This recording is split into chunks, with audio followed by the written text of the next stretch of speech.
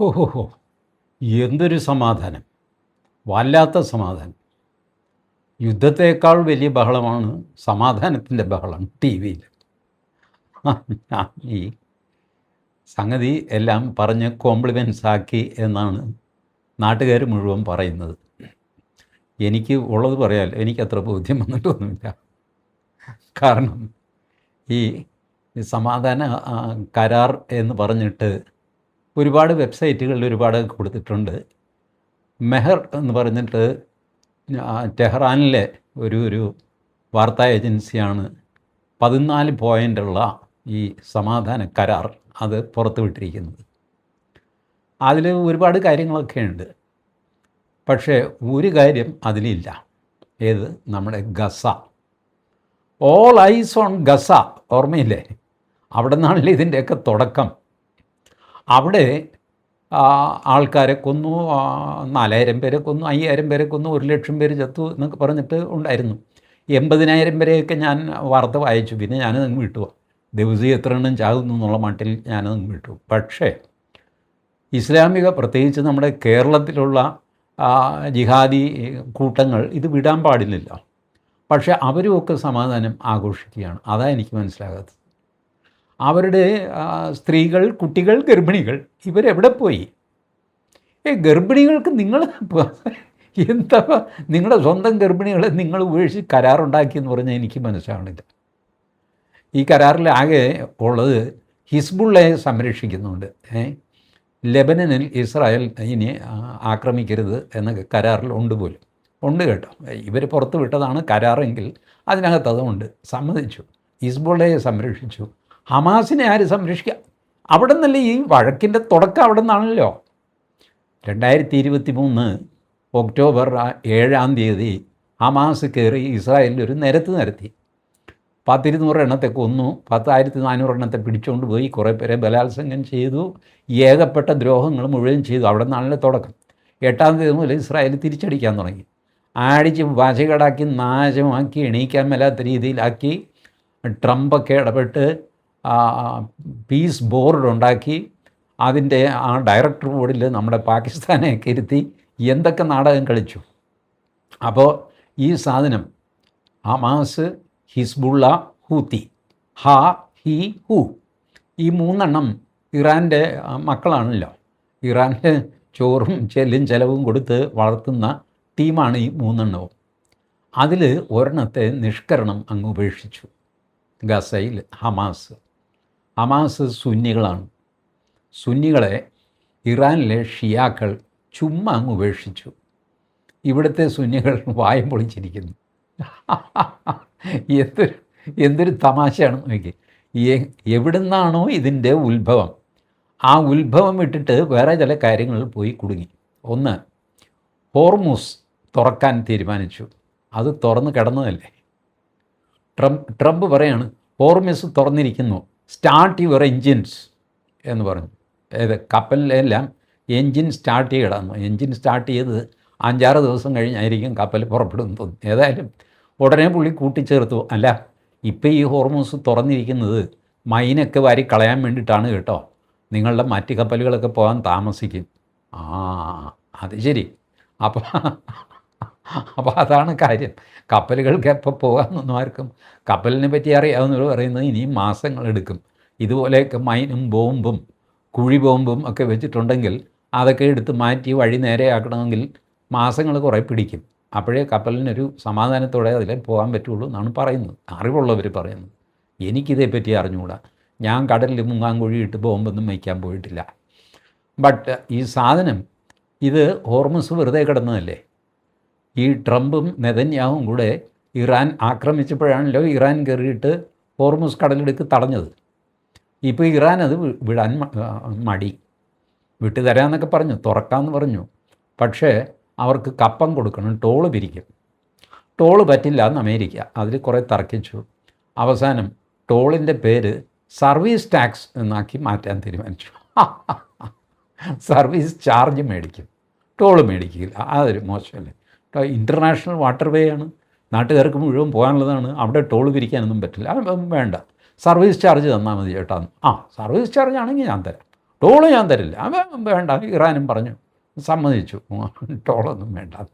ഇങ്ങനത്തെ ഒരു സമാധാന സന്ധിയുണ്ടോ?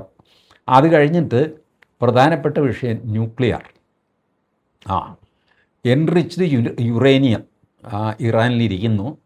അത് ഞാൻ അതിൻ്റെ ഡസ്റ്റ്, അതിൻ്റെ പൊടി വരെ ഞാൻ അവിടെ നിന്ന് തട്ടിക്കൊണ്ട് വരുമെന്ന് പറഞ്ഞ ട്രംപാണ് ഇപ്പോൾ പറയുന്നത്. എന്താണെന്നറിയാമോ?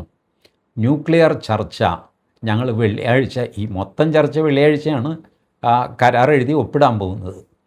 അത് സ്വിറ്റ്സർലൻഡിലാണ്, ജനീവ, സ്വിറ്റ്സർലൻഡ്. പാകിസ്ഥാൻകാരൻ തെക്കൂടെ കൂടി ഞാനാണ് സമാധാനം ഉണ്ടാക്കിയത് ചേട്ടാ എന്നൊക്കെ പറഞ്ഞു. എല്ലാവരും ഒക്കെ സമ്മതിച്ചു, താനാണ് സമാധാനം ഉണ്ടാക്കിയത്. പക്ഷേ ഞങ്ങൾ ചർച്ച ചെയ്ത് ഒപ്പിടാൻ പോകുന്നത് സ്വിറ്റ്സർലൻഡിലാണ്, അല്ല ഇസ്ലാമാബാദിൽ. ഇസ്ലാമാബാദിലേക്ക് മനുഷ്യർ കയറും കൂടാ, പോടാ എന്ന് പറഞ്ഞ് ഓടിച്ചു. പാകിസ്ഥാന് വലിയ സങ്കടമായിപ്പോയി. ഇസ്ലാമാബാദിൽ കഴിഞ്ഞ തവണ ചായ കുടിച്ചതിൻ്റെ കാശ് വേറെ ആരണ്ടാണ് കൊടുത്തത്. പാകിസ്ഥാനിൽ ആ കാശ് പോലും ഉണ്ടായിരുന്നില്ല. ദാരിദ്ര്യമാണ് ഒരു കണക്കിന് പറഞ്ഞു കഴിഞ്ഞാൽ. അവർ ഇത്ര വലിയ പീസ് സമ്മിറ്റൊക്കെ ഇസ്ലാമാബാദിൽ വിളിച്ചു കൂട്ടിക്കഴിഞ്ഞാൽ ഇതിൻ്റെ ചിലവാര് വഹിക്കും? അപ്പോൾ സ്വിറ്റ്സർലൻഡാണ് സ്ഥിരം ഇവരുടെ വേറൊരു താവളം.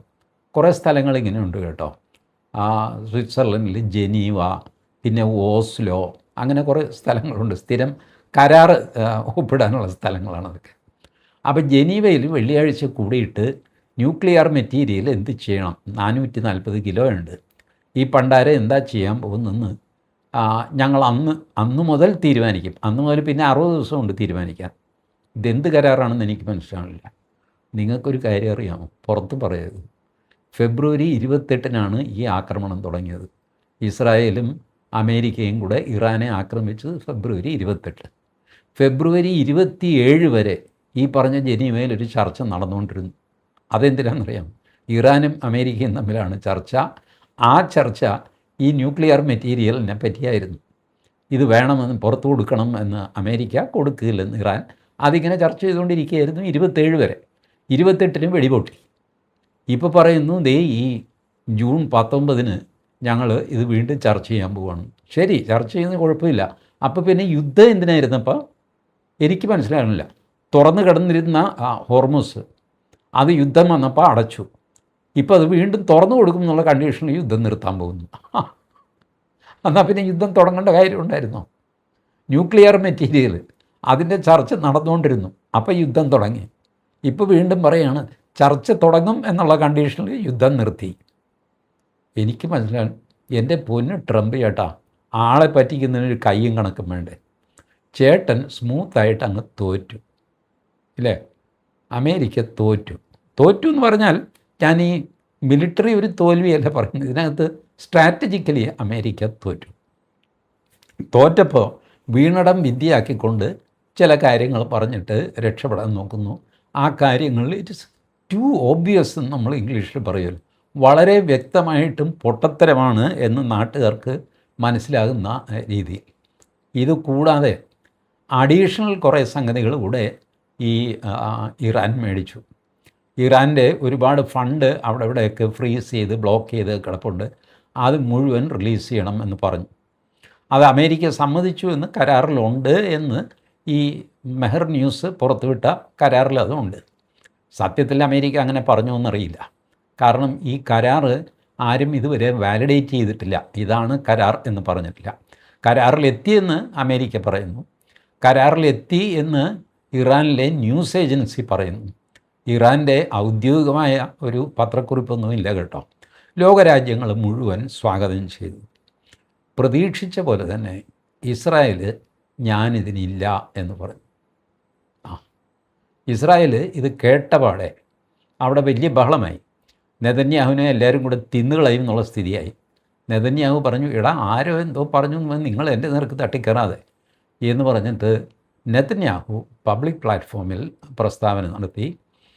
ഈ പറഞ്ഞ കരാർ ഞങ്ങൾക്ക് ബാധകമല്ല, കാരണം ഞങ്ങൾ ഈ കരാറിലെ ഒരു പാർട്ടിയല്ല. ശരിയല്ലേ? നെതന്യാഹു പറയുന്നത് ശരിയല്ലേ? കാരണം നെതന്യാഹുവും ട്രംപും കൂടെ ചേർന്ന് തുടങ്ങിയ ഒരു യുദ്ധം, ട്രംപ് മാത്രം കരാറൊപ്പിട്ട് അത് പിൻവലിക്കണമെന്ന് പറഞ്ഞാൽ ട്രംപ് പിൻവലിച്ചോ, ഞാൻ പിൻവലിക്കുന്നില്ല. ഇതാണ് നെതന്യാഹു പറയുന്നത്. നെതന്യാഹുവിനെ ചേർക്കാതെയാണ് ഈ ചർച്ചയും സംഗതിയൊക്കെ നടത്തിയിരിക്കുന്നത്, സത്യവുമാണ്. അപ്പോൾ അതുകൊണ്ട് ഇസ്രായേലിൻ്റെ ഭാഗം ആരും കേട്ടില്ലെങ്കിൽ ഇസ്രായേൽ ഒറ്റയ്ക്ക് പോകാൻ തയ്യാറാണ്. ഇസ്രായേൽ യുദ്ധം നിർത്തുന്നില്ല. ഇസ്രായേൽ പറഞ്ഞു, ഇറാൻ ന്യൂക്ലിയർ ബോംബ് ഉണ്ടാക്കാൻ പോകുന്നില്ല. ഞങ്ങളുടെ കൊക്കിൽ ജീവനുണ്ടെങ്കിൽ ഇറാൻ അത് ചെയ്യില്ല, ഞങ്ങൾ ചെയ്യിക്കില്ല. ഇപ്പോൾ ഞങ്ങൾ ലെബനൻ്റെ നല്ലൊരു ശതമാനം സ്ഥലം പിടിച്ചിട്ടുണ്ട്. അവർ ബെയ്റൂട്ടിൻ്റെ ഒരു 50 കിലോമീറ്റർ ദൂരെ വരെ എത്തിയിട്ടുണ്ട് ഇസ്രായേൽ. നല്ലൊരു വിഭാഗം സ്ഥലം ഇസ്രായേൽ ഈ ഓരോ യുദ്ധം കഴിയുമ്പോഴും ഇസ്രായേൽ വികസിച്ച് വരികയാണ്. അതുപോലെ ഇപ്പോൾ ഈ യുദ്ധം കൊണ്ട് ഇസ്രായേൽ വടക്കോട്ട് കുറേ വികസിച്ചു, ലെബനൻ്റെ കുറേ അധികം സ്ഥലം കൈവശപ്പെടുത്തി. അവർ പറഞ്ഞു, ഈ സ്ഥലത്തുനിന്ന് ഞങ്ങൾ മാറുന്ന പ്രശ്നമില്ല. ഇനി ഹിസ്ബുള്ള ഞങ്ങളെ ചൊറിഞ്ഞാൽ ഇതുവരെ ചെയ്ത പോലെ ഞങ്ങൾ അവരെ അടിച്ചുകൊണ്ടിരിക്കും.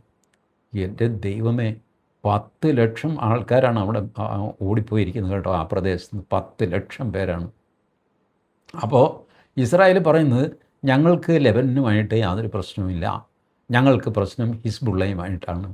ഹിസ്ബുള്ളയെ തീർത്തിട്ടേ ഞങ്ങൾക്ക് വിശ്രമമുള്ളൂ. ഹിസ്ബുള്ളയും ഈ കരാറിൻ്റെ ഭാഗമല്ല, അതുകൊണ്ട് ഹിസ്ബുള്ളയ്ക്ക് ഇത് ബാധകമല്ല. പക്ഷേ ഇറാൻ ഏകപക്ഷീയമായിട്ട് ഇറാൻ്റെ ചുറ്റുമുള്ള സൈനിക വിന്യാസം എല്ലാം പിൻവലിക്കുമെന്നും ഇറാനെ ഇനി മറ്റാരും തന്നെ ആക്രമിക്കുകയില്ലെന്നും ലെബനൻ അടക്കമുള്ള സകല സ്ഥലത്തെ യുദ്ധം നിർത്തിവയ്ക്കുമെന്നും ഈ കരാറിൽ ഇറാൻ എഴുതി ചേർത്തിട്ടുണ്ട്. അമേരിക്ക സമ്മതിച്ചെന്നും പറയുന്നു. യുദ്ധം ചെയ്യുന്നത് ഇസ്രായേൽ, നിർത്താമെന്ന് സമ്മതിക്കുന്നത് അമേരിക്ക. എങ്ങനെയുണ്ട്? അപ്പോൾ അമേരിക്ക പറയുന്നത് ഞാൻ പറഞ്ഞാൽ അവർ കേൾക്കും. ഇന്നലെയും ട്രംപ് ഫോണിൽ കുറേ അധികം തെറി പറഞ്ഞു നെതന്യാഹുവിന്, പച്ചത്തെറി. ആ തെറി അച്ചടിക്കാൻ കൊള്ളാത്തതായതുകൊണ്ട് ചെറിയ ചെറിയ നക്ഷത്ര ചിഹ്നങ്ങൾ ഇട്ടിട്ടാണ്. എഫ് എന്നെഴുതി കുറേ നക്ഷത്ര ചിഹ്നം, പി എന്നെഴുതി കുറേ നക്ഷത്ര ചിഹ്നം. ഇതിട്ട് കഴിയുമ്പോൾ നമുക്ക് കാര്യം മനസ്സിലാവും. ഇങ്ങനത്തെ തെറിയൊക്കെ നെതന്യാഹുവിനെ ട്രംപ് വിളിച്ചു. നെതന്യാഹു അക്ഷോഭ്യൻ. 4 തെറിയെന്നും പറഞ്ഞാൽ പുള്ളി തിരിച്ച് പറയാൻ സംസ്കാരമുള്ളവനാണ്, ആൺകുട്ടിയാണ്. പുള്ളി ഫോണങ്ങ് വെച്ചു. ശരി, എന്തെങ്കിലും വാങ്ങിക്കോട്ടെ എന്ന് പറഞ്ഞു. ഞങ്ങൾ ഈ കൂട്ടത്തിലില്ല. നെതന്യാഹു മാത്രമല്ല, നെതന്യാഹുവിൻ്റെ കൂട്ടുകക്ഷികളുണ്ട്. നെതന്യാഹുവിൻ്റെ ഒറ്റയ്ക്കുള്ള മന്ത്രിസഭയല്ല, കൂട്ടുകക്ഷി മന്ത്രിസഭയാണ്. അതിലെ മന്ത്രിമാരും പറഞ്ഞു, ഈ ഭൂപ്രതലത്തിന് ഇസ്രായേൽ കൂട്ടു നിൽക്കുന്ന പ്രശ്നമില്ല എന്ന് പറഞ്ഞു. ഇവിടുത്തെ പോലെ അല്ല കേട്ടോ ഇസ്രായേലിൽ. അവരവരുടെ ജീവൻ മരണ പ്രശ്നത്തിൽ ഒറ്റക്കെട്ടായിട്ട് നിൽക്കും. ഇവിടെ അങ്ങനെയല്ല. രാഹുൽ ഗാന്ധി സമയമായി കഴിയുമ്പോൾ തിരിഞ്ഞു കളയും. പോട്ടെ, രാഹുൽ ഗാന്ധിയുടെ വിശേഷമൊക്കെ നമുക്ക് പിന്നെ പറയാം. ഏതായാലും ഇങ്ങനെ നിൽക്കുകയാണ് ഈ കരാർ. നിങ്ങൾക്ക് തോന്നുന്നുണ്ടോ ഈ കരാർ നിലനിൽക്കും എന്ന്? ഞാൻ വിശ്വസിക്കുന്നില്ല. സത്യസന്ധമായിട്ട് ഞാൻ വിശ്വസിക്കുന്നില്ല. ഇസ്രായേൽ ഈ കരാർ സമ്മതിക്കാൻ പോകുന്നില്ല. അമേരിക്ക ഇസ്രായേലിനെ ഫോഴ്സ് ചെയ്യാനും പോകുന്നില്ല. കാരണം ഇസ്രായേലിന് അമേരിക്കയുടെ പുറത്തുള്ള പിടി അത്ര വലുതാണ്. ഇസ്രായേലിൻ്റെ ഹിതത്തിനെതിരെ ഇസ്രായേലിനെ നയിക്കാൻ അമേരിക്കയ്ക്ക് സാധ്യമല്ല. ചില്ലറ വിട്ടുവീഴ്ചകൾ ചെയ്തു എന്ന് വരും. ഇപ്പം ലെബനനിൽ താൽക്കാലികമായൊരു വെടിനിർത്തൽ ട്രംപ് പറയും, എടാ എൻ്റെ മുഖം രക്ഷിക്കടാ മോനെ, നീ ഒന്ന് നിർത്ത്. നെതന്യാഹു വേണമെങ്കിൽ ഒരു 48 മണിക്കൂർ നിർത്തി കൊടുക്കും. അത് കഴിയുമ്പോൾ വീണ്ടും അടിക്കും. അടിച്ചു കഴിയുമ്പോൾ ഇറാൻ്റെ ഭാവം മാറും, അഥവാ ഭാവം മാറും എന്ന് ഞാൻ പ്രതീക്ഷിക്കുന്നു. ഇറാനും വല്ലാതെ വിഷമിച്ചു, ആകെ കൂടെ വിഷമിച്ചു. അപ്പോൾ ഇറാനും ഈ പറയുന്ന പോലെ കുറേ ഒച്ചയൊക്കെ വയ്ക്കുന്നുള്ളതല്ലാതെ ഇനി ഇറാൻ ആയുധം കയ്യിലെടുക്കും എന്ന് വിശ്വസിക്കാനും പ്രയാസമാണ്. പക്ഷേ എടുത്തൊന്നും വരും. കാരണം ഇസ്ലാമിക ഭരണകൂടമാണ്. വലിയ മുൻപിന്നോട്ടമൊന്നും അവർക്കില്ല. ആർക്കെന്ത് നാശം ഉണ്ടാകുമെന്ന് അവർക്ക് നോട്ടമില്ല. അവർ ഹോർമൂസ് കടലിടുക്ക് അടച്ചവരാണ്. ഗൾഫ് കൺട്രീസിനെ തന്നെ ആക്രമിച്ചവരാണ്. ഭയങ്കര വില്ലന്മാരാണ്. പിന്നെ അമേരിക്കയ്ക്ക് ആകെ ചെയ്യാവുന്നത്, അല്ലെങ്കിൽ ഇസ്രായേലിന് ചെയ്യാവുന്നത് അണുബോംബ് ഇടുക ഇറാനിലുള്ളതും. പക്ഷേ അതിലും വലിയ ഇൻ്റർനാഷണൽ പ്രശ്നം ഉണ്ടാകുന്നത് ആയതുകൊണ്ട് അത് രണ്ടുപേരും അത് ചെയ്തിട്ടില്ല. ബാക്കി ചെയ്യാവുന്നതൊക്കെ അമേരിക്ക ചെയ്തു എന്ന് എനിക്ക് അഭിപ്രായമില്ല. ഇസ്രായേൽ അവർക്കാവുന്ന പോലെ ചെയ്തു. അമേരിക്ക ഒരു ഹെസിറ്റൻ്റ് ആയിട്ടാണ് ത്രൂ ഔട്ട് ഈ യുദ്ധത്തിൽ പങ്കെടുത്തത്. നിങ്ങൾ ശ്രദ്ധിച്ചോ? ഈ ട്രംപിന് ഭ്രാന്താണെന്ന് എല്ലാവരും പറയും. അതൊരു കാൽക്കുലേറ്റഡ് ഭ്രാന്തല്ലേ എന്ന് പലപ്പോഴും എനിക്ക് സംശയം തോന്നാറുണ്ട്. രാവിലെ അടിക്കും എന്ന് പറയുക, ഉച്ചയ്ക്ക് നിർത്തി എന്ന് പറയുക, ഇങ്ങനെയൊക്കെ ചെയ്തു. അമേരിക്കയുടെ 1ഉം 2ഉം അല്ല, 5 കപ്പൽപ്പടകളെയാണ് ട്രംപ് അങ്ങോട്ട് വിട്ടത്. ഒരു കപ്പൽപ്പട പോലും ഒരു തവണ പോലും യുദ്ധം ചെയ്തില്ല. അവിടെ ഇവിടെ 1-2 മിസൈൽ അടിക്കുകയൊക്കെ ചെയ്തതല്ലാതെ ഒരു കപ്പൽപ്പടയുടെ പവർ എന്ന് പറഞ്ഞാൽ നിസ്സാരമല്ലല്ലോ. സത്യത്തിൽ കപ്പലുകൾ പലപ്പോഴും ഒരു 500-1000 കിലോമീറ്റർ ദൂരെയൊക്കെയാണ് കിടന്നത്. ഈ വാർ സോണിൽ നിന്ന് ദൂരെയാണ് കിടന്നത്. സത്യത്തിൽ യുദ്ധം നയിക്കാനുള്ളതല്ലേ കപ്പൽ, അല്ലാതെ ദൂരെ കൊണ്ടുപോയി ഇടാനുള്ളതാണോ? ബട്ട് അത് അങ്ങനെയാണ് ട്രംപ് തീരുമാനിച്ചത്. അതുകൊണ്ടാണ് ഞാൻ പറഞ്ഞത്, ഒരർദ്ധ മനസ്സോടെയാണ് ട്രംപ് നിന്നത്. യുദ്ധത്തിൻ്റെ തുടക്കത്തിൽ വലിയ വീര്യം കാണിച്ചെങ്കിലും വെനിസുല അല്ല ഇറാൻ എന്ന് മനസ്സിലാക്കിയപ്പോൾ ട്രംപിന് ചെറിയ വേവലാതി തുടങ്ങി. ചേട്ടാ ഇത് ശരിയാവില്ല എന്നൊക്കെയുള്ള പേടിയോ എന്തൊക്കെയോ തുടങ്ങി. വയസ്സുമായല്ല. ഏതായാലും ഈ പറഞ്ഞ കരാറാണ് നിലവിൽ വരുന്നതെങ്കിൽ ഇത് അമേരിക്കയുടെ വമ്പൻ പരാജയമാണ് എന്ന് ചരിത്രം വിധിയെഴുതും. ഇസ്രായേൽ അതിൽ ഒരു വിട്ടുവീഴ്ചയും ചെയ്യുമെന്ന് ഞാൻ കരുതുന്നുമില്ല. ഇറാൻ തിരിച്ചടിക്കുകയാണെങ്കിൽ വീണ്ടും ഈ യുദ്ധം ലൈവായിട്ട് വരും. ഒരുപക്ഷെ ഹോർമസ് കടലിടുക്ക് അടയ്ക്കാതെ തന്നെ ഇറാനും ഇസ്രായേലും തമ്മിൽ മിസൈൽ വഴിക്കോ അല്ലാതെയൊക്കെയുള്ള യുദ്ധം തുടരും എന്നാണ് എനിക്ക് തോന്നുന്നത്. ഏതായാലും വരും ദിവസങ്ങളിൽ കൂടുതൽ വിവരങ്ങൾ പുറത്തു വരും. അപ്പോൾ നമുക്ക് കാണാം. വെള്ളിയാഴ്ച എന്നവർ പറയുമ്പോൾ നമ്മുടെ ശനിയാഴ്ചയാകും. അപ്പോൾ ശനിയാഴ്ച നോക്കാം. Okay, thank you.